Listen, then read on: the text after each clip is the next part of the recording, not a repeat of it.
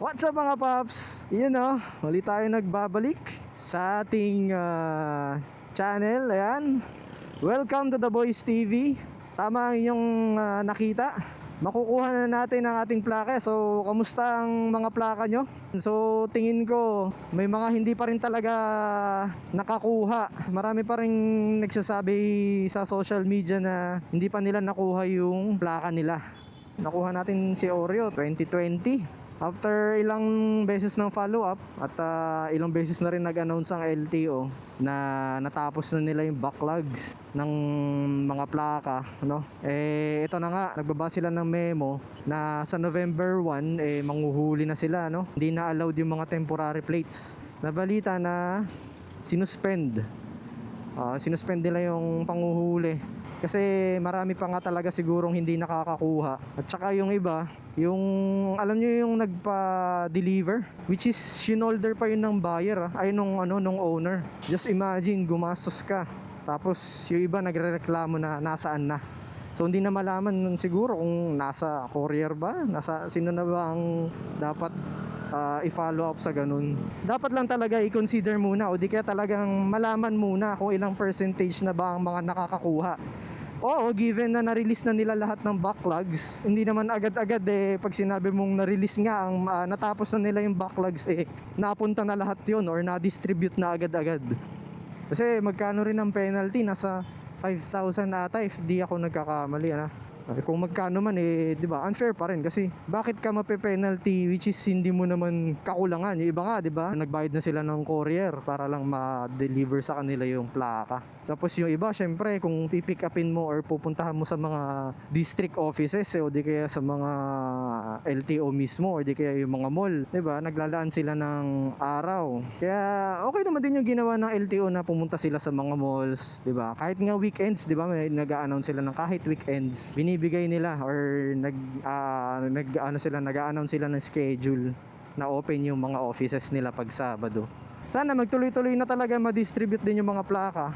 Kasi alam ko pag kumuha ka na rin ng bago ngayon mabilis na rin ewan ko kung mabilis na ka talaga literal dahil may ini-implement na silang dapat makuha mo na rin agad yung ORCR mo. Kumpara naman dati siguro naman may kinabilis na yun ngayon, di ba? Sana mas mapabilis pa nga yung pag-release, hindi lang sa mga motorsiklo or kahit anong sasakyan. Mas maganda kung ma-release din agad. Isa rin siyang paraan para malesen yung nagagamit yung mga sasakyan sa illegal, di ba? Mabilis na matrace. Kaso kung utak illegal ka, gagawa ka ng illegal ganyan yung mga yan Sino ba namang maglalagay ng gagawa ng krimen o ng illegal na ang ilalagay yung mismong plaka nila, di ba? Sino ba namang gagawa ng ganun?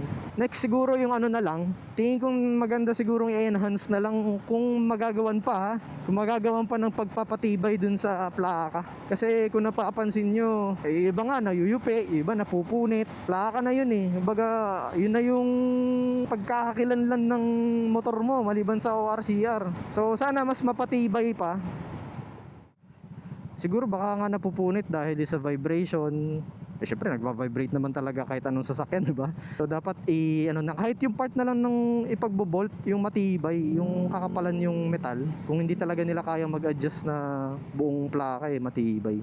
Tsaka delikado rin kasi, di ba? Pag natanggal yung plaka, imagine mo lilipad yan. Tapos pwedeng matamaan yung nasa likod mo. Traffic na pala sa Boni Serrano, no?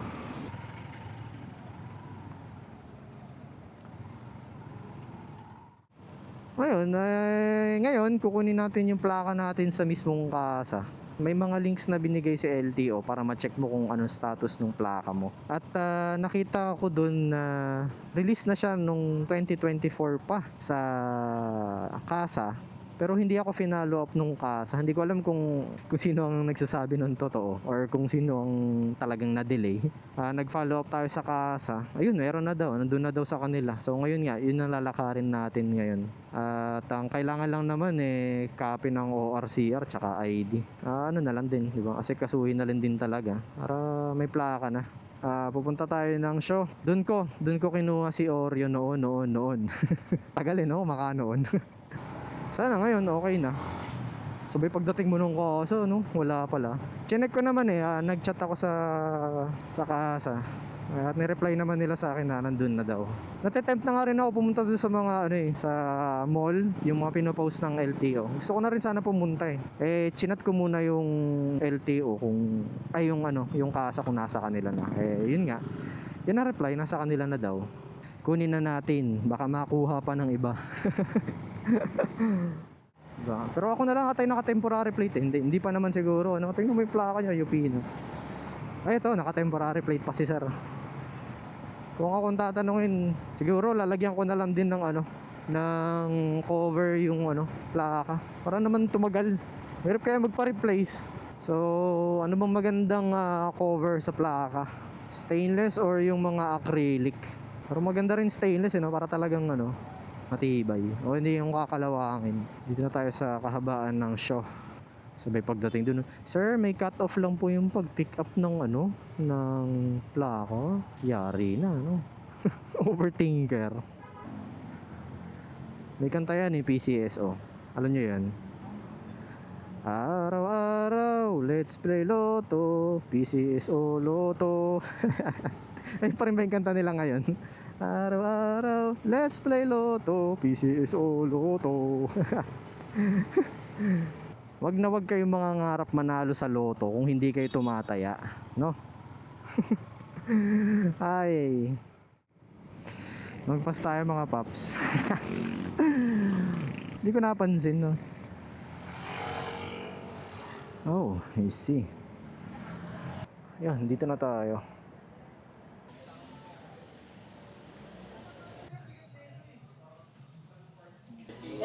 Lakap. RCR man. Ikaw sir, may specific plate na. Pero sir, i-verify nyo na lang. May plate na dito na bumakas. Pero hindi ako sure kung tama yung plate. Gusto i-check ko sa LTO mismo site. Ay, pwede naman sir kung nasa-search nyo po. Pero kung hindi sir, pupunta ka ng ASA para ma-verify kung tama yung plate. Sige, wait lang. May mga scenario dito na mali-mali talaga yung plate. Halimbawa, dito sa bigay na LTO 98 PPC. Tapos, dito sa transmetal na binigay sa akin, 257 PPC. Ganun. Kaya, verify mo pa rin, sir. Kasi mamaya, hindi pala to sa'yo. Tingnan na yun sa mga violation. Pa-receive na lang. Pag hindi, halimbawa, mali po, sir, balik agad kayo dito para maayos. Palagay na lang ng pangalan niyo, sir. Pangalan, date ngayon, signature. Ito na sir yung sa'yo. Tapos, pa-verify ako sir ha. Madam. Nag-check kasi ako sa sa LTO. Pero sure ka sir dapat nag-verify ko sa mismo kayo. Pero kasi to sa LTO tracker to. Meron din dito, pero bibigay ko pa rin ko sa'yo sir ha. Yan na. Pero i-verify mo pa rin. Oo, i-verify ko sa kanila. Sir, Wala yun. wala yung plastic.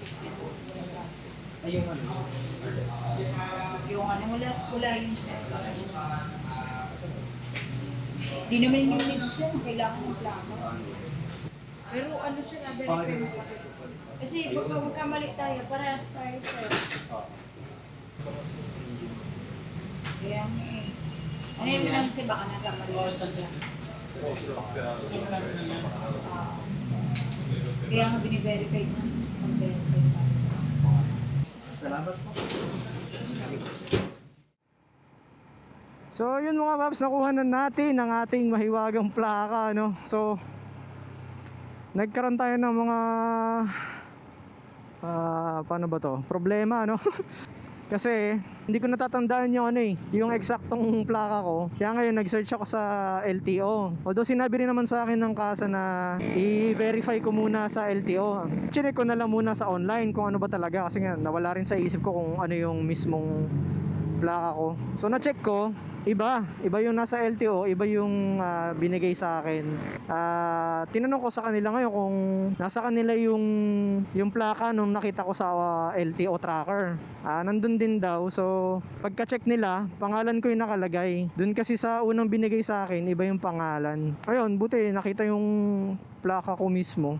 Pero i-verify ko pa din daw. Bakit kaya nagkakaganon? Kasi tinignan ko doon sa logbook o yung receiving book nila. Parehas kami ng engine number. Parehas din ng unit, sniper din. Kaya ewan ko kung ano nangyari. Pero sa LTO system nga, sa tracker, yung kinuha kong plate number, yun nakalagay doon. Kasi yung unang binigay sa akin, hindi akin eh. Hindi ko pangalan eh. Kaya nag-aalangan talaga ako umalis doon kanina. Pero sana ito na nga talaga yung plaka ko. Pero babalik tayo, pupunta tayo minsan sa LTO para ipa-verify. Ngayon kasi alanganin na eh, alas 4 pa sa doon oh. Pero yun nga, nirelease pa rin naman sa akin. E di pasalamat pa rin ako. Eh tsaka yung na-release sa akin na plaka, wala siyang RFID. Yung sticker, ganun daw talaga. Pero yun nga, mas kampante ako na itong huli yung plaka natin kumpara dun sa isa. Mahirap kasi kung kukuha ka ng plaka ng DEU. Abala yun pre. Tapos ginamit mo pa yung plaka niya. E di talagang problema. Babalik mo doon, gamit na. So dapat i-verify muna bago gamitin. Hirap naman yung ganun. Yan, so may plaka na si Oreo. So uwi na tayo. Andahan lang tayo, basa yung kalsada. Kaya doon ako kumuha sa show. Kasi walang gusto magpa-cash. Walang gusto magpa-cash na dealer na malapit dun sa amin. Kaya nakarating pa ako ng show. Kaya ayun, dun na kayo napunta. Pero nung nagpa-service ako, yung first change oil niya, dun na ako malapit sa Yamaha 3S sa amin. Kasi pwede naman daw eh. Di yun na lang ginawa ko. Pero yun nga, nainip ako. Alam naman natin ang pila sa mga ganyan. Eh kung change oil lang naman, ayun. Dini-DIY ko na hanggang sa nauwi na tayo dito sa channel na to. Kita mo to si sir. May plate na siya pero hindi niya pa kinukuha yung plaka niya. I mean meron na siyang plate number. Pero naka-temporary plate pa rin siya.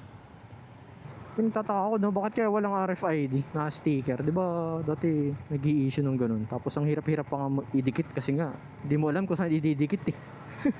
So kino-consider na ba nila 'yon? Ay nako, naputol pala yung recording natin no. Hindi ko alam kung saan tayo naputol. Buisit. Pero yun nga, EDSO tayo kanina, ngayon pamarikina na. Yun nga mga paps, salamat sa pagpunta nyo. Ay, salamat sa pagpunta. Salamat sa pagsubaybay no, dito sa ating plaka. Kung nakarating ka dito sa part na to ng video, maraming salamat sa suporta. Ayan, kahit hindi ko alam kung ano yung topic na naputol doon no. At update ko na lang din kayo kung meron mong pagbabago na naman dito sa ating plaka. Pero sure ball na to na ito yung atin. Naniniwala tayo, basta maniwala ka lang. Update sa plaka natin mga paps. Ayan, bale na pa-upload na natin sa LTO yung nakuha nating plaka no. So ang requirements lang naman na hiningi sa atin is yung photocopy ng ORCR, photocopy ng plaka, owner's ID, resibo ng insurance. Ayan, kinuha. Tapos nagbayad lang tayo ng 70 pesos no. Siguro sa sa additional month na nadagdag sa renewal ni Oreo. Kasi nga yun na-move ng 2 months kasi yung renewal ni Oreo no. Depende siguro yung amount ng babayaran sa additional months ng renewal na nadagdag, parang ganun. Kaya ayan, pwede na natin ikabit tong plaka since nasa system na ni LTO. Binilhan na din natin ng stainless plate holder tong plaka natin para tumagal, tapos maiwasan na din natin yung yupi-yupi no, yung nayuyupi. So far okay naman tong nabili nating plate holder sa Shopee. So maayos din yung pagkakahinang. Tapos lagi ko na lang yung link dyan sa baba. So ayan, naikabit na natin yung bago nating plaka. Ayan, so dito ko natatapusin tong video mga paps. Ride safe always. The Boys TV signing out.